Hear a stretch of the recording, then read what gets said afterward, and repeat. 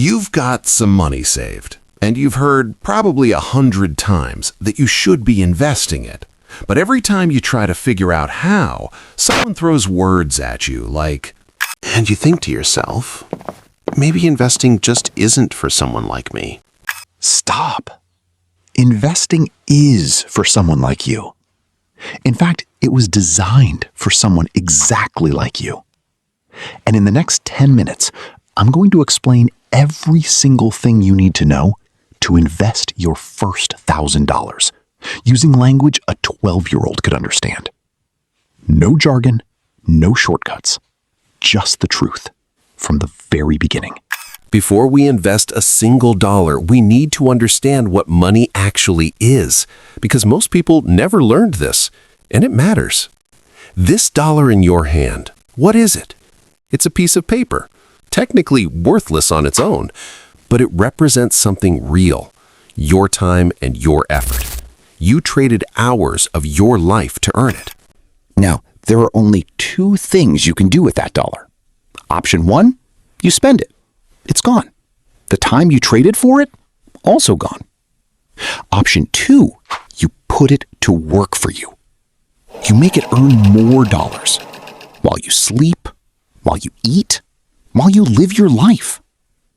That, right there, is what investing is. It is nothing more, nothing less than putting your money to work. That's the whole game. That's all investing is. Now let's talk about how.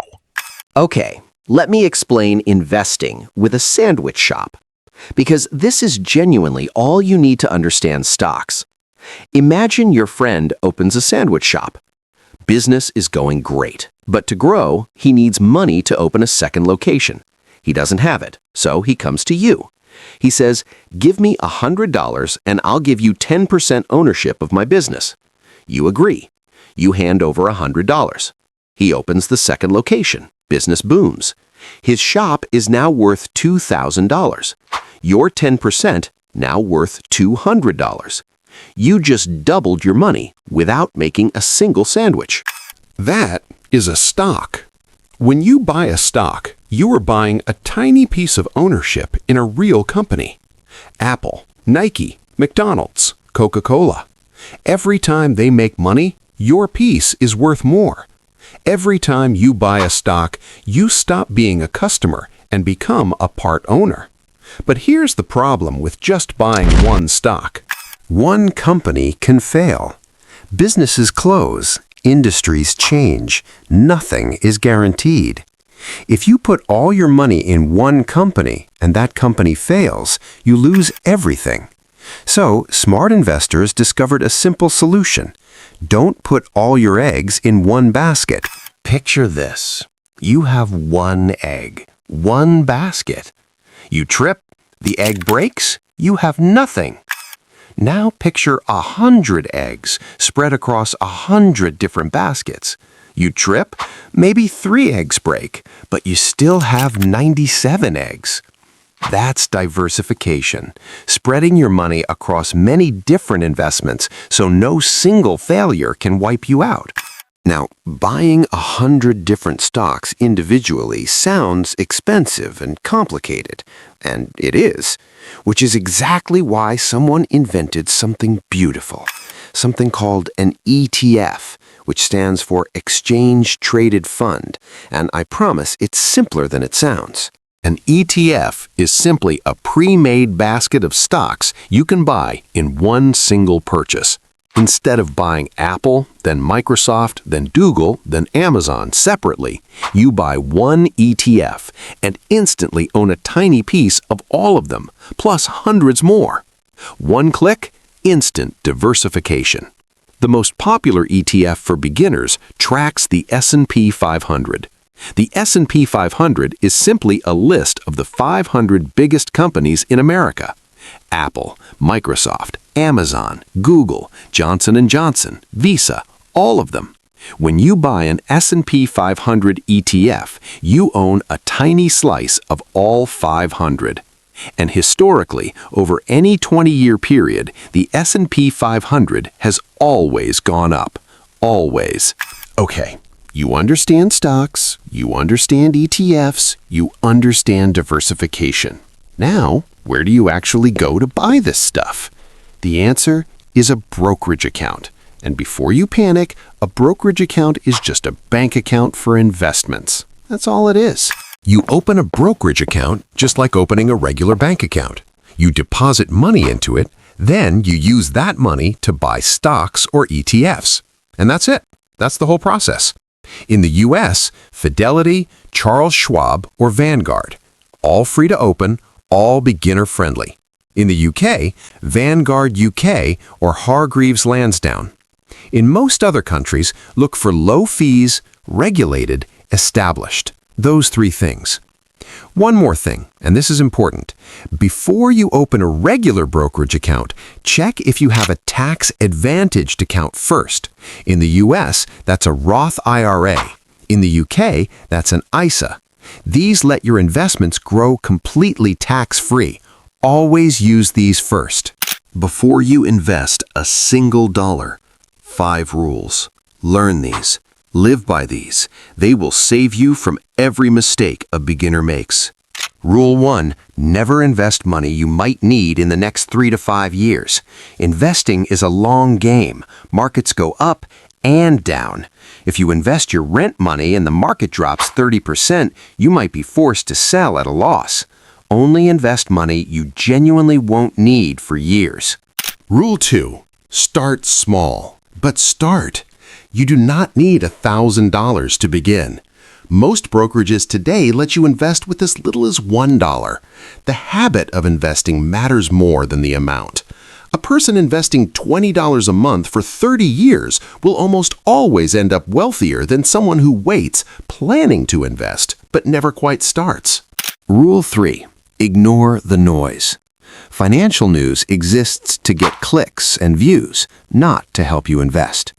On the same day, you can find an expert saying the market will crash and another expert saying it's the best buying opportunity in decades. Both are guessing. Your job is not to predict the market. Your job is to stay invested in it. Rule 4. Never sell in a panic. When the market drops, and it will drop, sometimes dramatically, your instinct will scream at you to sell everything and get out. That instinct is wrong. A loss on paper is not a real loss until you sell. Every major market crash in recorded history has recovered. Every single one. The people who lost money were the ones who panicked and sold at the bottom. The ones who stayed came out richer on the other side. Every single time. Rule 5. Be boring on purpose. The most successful investing strategy is also the most boring one. Buy a broad index fund, add money every month automatically, don't touch it. That's it. That's the whole strategy. The exciting investors, chasing hot stocks, trying to time the market, consistently underperform the boring investors who just hold index funds.